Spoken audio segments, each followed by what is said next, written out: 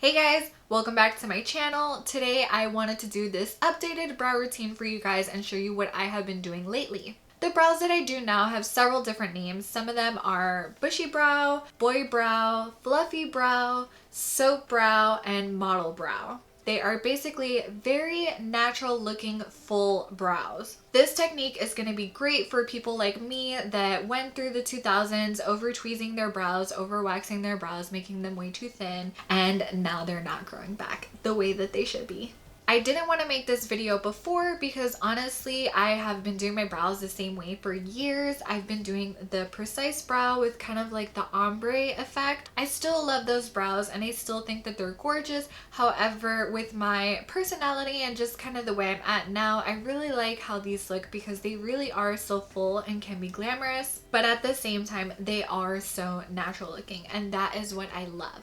So without rambling too long, let's go ahead and jump right in. I do want to mention that at the beginning of this video, I am not wearing makeup, mainly because that is how I start out the brow process. Don't be scared, y'all. It's just me without makeup on, but I'm just letting you know.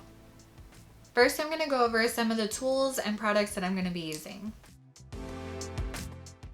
First are brushes. The first brush I'm going to use is this Real Techniques pointed foundation brush. Now it's called a foundation brush, but I would never use this as a foundation brush. This is much more for like smaller cream products like highlighting, contouring, things like that, or like today that I'm going to use it with my eye primer. Next is the Morphe M508 brush. This is just a small shader brush that's really nice for highlighting the brow bone. The second brush is the Anastasia number 12 brush. Now, I've tried a lot of different eyebrow brushes and I just really feel like this is one of the most precise ones on the market. So this one is a must. Next are tools. This is going to be very simple. Just a small pair of scissors and a spoolie that I just bent a little just to make it easier to use. Both these things are pretty easy to find. A lot of us already have them at home, so you're going to need those two.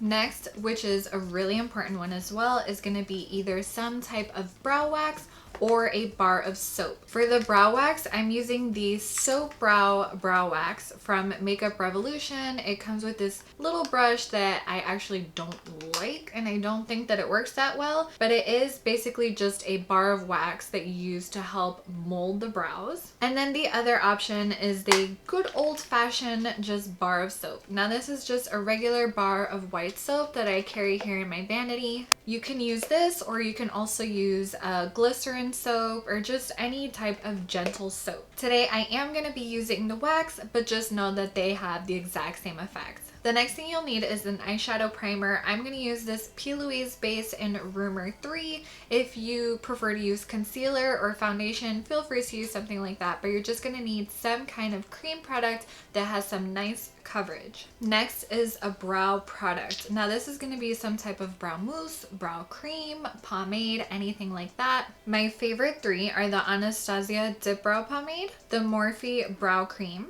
or the Makeup Revolution Brow Pomade. Today I am going to use the Anastasia one in the shade Ebony, mainly because it's really dark and it's pretty cool tone, and that is what I'm looking for. This is the third jar of brow pomade that I've bought, so as you guys can tell, it's a favorite. And lastly, you're just gonna need some brow gel. Today I'm using the Essence Lash and Brow Gel Mascara. This is just a clear brow gel. I also really like the Anastasia one. I actually do prefer it to this one, especially for this look because it does have more hold and that's what I want. But I did run out and I do have this one that I also really like because it does define them really well. It just doesn't always have as much hold as the Anastasia one. The first thing I'm going to do is just using my spoolie and my scissors. I'm just going to go through and try to make sure that my brow hairs are nicely trimmed. I used to skip this step and it's part of the reason why I didn't like these brows, because I would have most of my hairs be very uniform, but then I would have a couple hairs just be super long and really crazy looking. So this definitely makes a difference. Do not skip this step. This is obviously not something that you would have to do every single time, but I find myself doing it probably like once a week or week and a half. Next, I'm going to use my brow wax with my bent spoolie, and this is super easy part. You're basically just going to roll that in there. The wax is pretty tough, so be patient. And then the goal with this, basically try to make them look as fluffy as possible.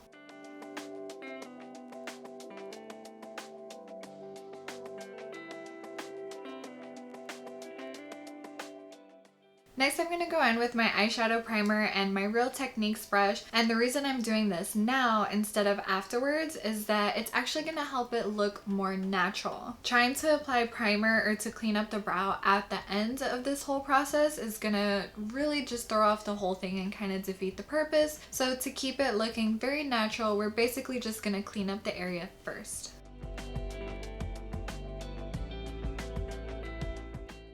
Now after my eyelids are primed, I would basically just go ahead with my eyeshadow look and the rest of my makeup. Now I know this sounds really backwards to how a lot of people suggest to do your eyebrows and how I used to do my eyebrows at the very beginning of the look. If I were to do them right now and then apply my eyeshadow, contour, foundation, all that stuff, it's really just gonna blur out a lot of the fine lines that we're gonna create. So I'm gonna go and do the rest of my makeup, and then I'm gonna come back at the end of that so that we can finish this together. The next thing I'm gonna do is go in with my number 12 brush. I'm gonna use the spoolie to just make sure that those hairs are still fluffy. The next thing I'm gonna do is scoop out some of my brow pomade, and I'm gonna place that on the lid. But then I'm gonna zoom you guys in to show you what I do to shape the brush to make sure that it is nice and sharp. Now that my brush is like really nice and sharp, I'm going to use this to try to map out exactly where I want the shape of my brow to be. I'm going to use the Anastasia Beverly Hills method. It's based off the golden triangle. It's basically going to use the brush. I'm going to line it up with my nose and my eye and my brow in 3 different spots. And that's going to show me where my brow should begin, where the high point of the brow should be, and then where the end of my brow should be. I hope that makes sense. The first one I'm going to do is for the inner corner. I'm just going to line up my brush on kind of like this center part of my nose where my nostril starts. But I'm going to line it up with the corner of my eye and then my brow. And then for the outer corner one, I'm going to line it up with the very outer corner of my nose, the outer corner of my eye, and the outer corner of my brow. This is the part where I now deviate from the Anastasia method. I do not do the center one through the center of the eye. For this particular way of doing my brows, I don't need it. I only need the inner corner one and the outer corner one. And then now I'm just gonna basically re-sharpen my brush, and I'm gonna start drawing little hair strokes. I'm gonna start in the middle, heading outwards, then I'll work on the inner corner. I am only doing this on the bottom part of my brow. I am not touching the upper part of my brow. This is just to help make sure that it looks as natural as possible.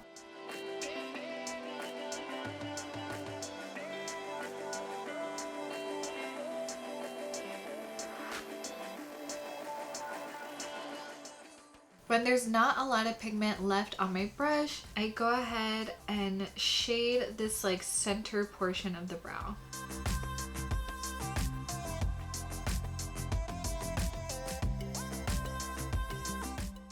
And then as you can tell where my brow stops and between the marker, there's some extra space that I don't have thicker hairs. Because frankly, up until about 2 months ago, I always waxed my brows in that area until I did this method and I mapped it out and I realized that I was actually waxing them too far out. So I'm just gonna do the same thing that I did over here, right here in the center. I'm just gonna draw probably like 3 or 4 little hair strokes. And I just want to describe the way I'm holding my brush. I have the longest part downwards and I have the shortest part pointed upwards, and I'm drawing strokes like this, moving upwards.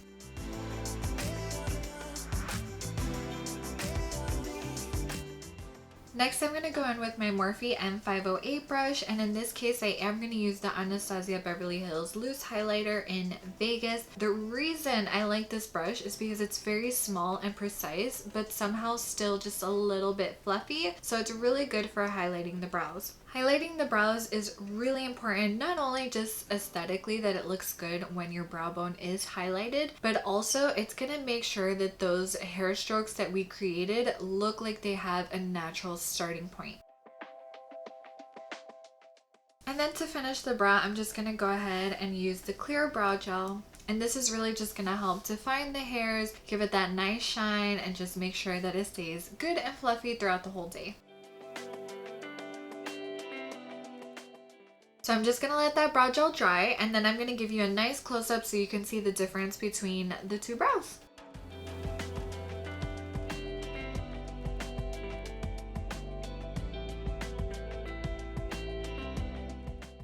Alright guys, and that's basically it. Please make sure to leave in the comments down below any questions that you might have or suggestions to try something new. I did also want to mention something about choosing out a color when you're using a brow cream. Anastasia herself did a live a couple weeks ago, I want to say, and she said that if you are going to be taking pictures or videos with really bright lighting, to pick one that is a little bit more cool tone, because in the warm tones the red is really gonna burn through. It's a big reason why I switched to the shade Ebony instead of Chocolate, because chocolate is much warmer, and whenever I was taking pictures the color just never translated correctly. And that's basically it. So make sure to subscribe to my channel if you haven't already, and give this video a big thumbs up, and I'll see you guys in my next video. Bye!